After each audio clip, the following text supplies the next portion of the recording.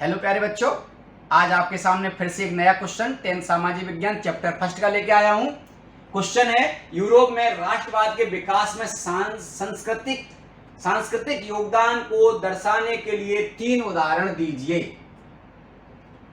Europe में कला, काव्य, कहानियों, किस्सों और संगीत ने राष्ट्रीय भावना को गढ़ने और व्यक्त करने में सहयोग दिया।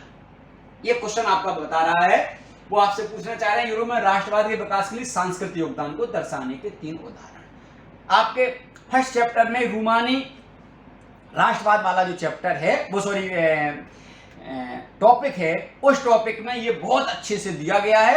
उससे ही उन्होंने ये आपसे पूछना चाहा है कि रूमानी में उन्होंने क्या कहते हैं, लोकल संगीत, लोकल कला, इसके माध्यम से लोगों को जोड़ने का प्रयास किया, कहानी किस्सों के माध्यम से जोड़ने का प्रयास किया। और मैंने उस समय जब वीडियो पढ़ा रहा था तो मैंने बताया था कि जर्मन के 2 भाइयों ने इससे बहुत बड़ा राष्ट्र धीरे धीरे गांव-गांव जाकर वहाँ के लोकल किस्से, कहानियों को जोड़कर एक किताब तैयार की और उस किताब के माध्यम से जर्मनी के एकीकरण में बहुत बड़ी भूमिका अदा की थी। तो इसमें आओ बेटा आंसर देखते हैं।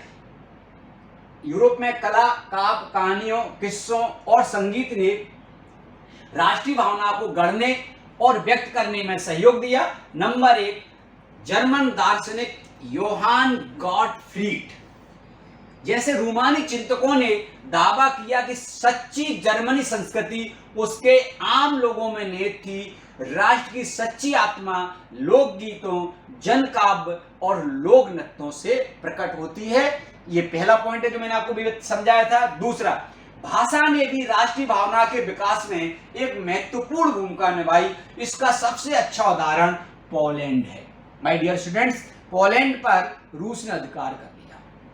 रूस पोलिश संस्कृति को खत्म करना चाहता था, क्योंकि उसको पता था कि पोलिश लोग अपनी संस्कृति को नहीं भूलेंगे तो उनका हम रूसीकरण नहीं कर सकते, और जब रूसीकरण नहीं कर सकते तो वो मेरे साथ मिल नहीं पाएंगे।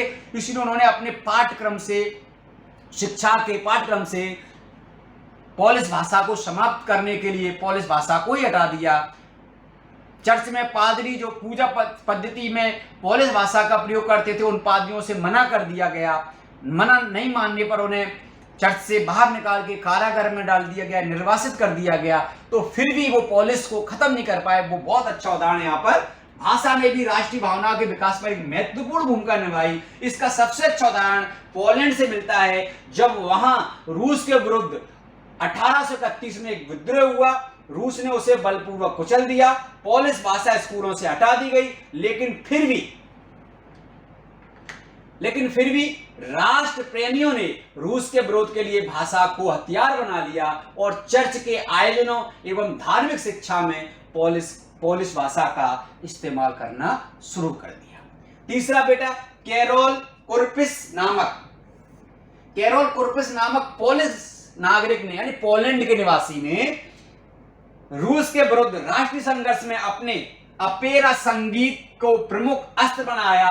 उन्होंने पोलनेस और माजुर्का जैसे लोक नृत्यों को राष्ट्रीय प्रतीक के रूप में बदल दिया। ये माय डियर स्टूडेंट्स आपसे 1 नंबर में पूछ लिया जाता है माजुर्का और पोलनेस के विषय में, तो आप इसको थोड़ा सा अलग से याद कर लेंगे।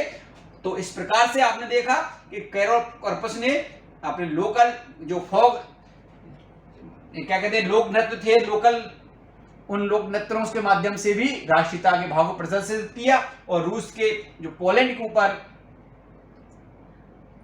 पोलिश संस्कृति को खत्म करने का जो एक अभियान चल रहा था, उस अभियान को भी सफल नहीं होने दिया। अगले क्वेश्चन के साथ अगले दिन घर में रहिए, सुरक्षित रहिए। जय हिंद, जय भारत।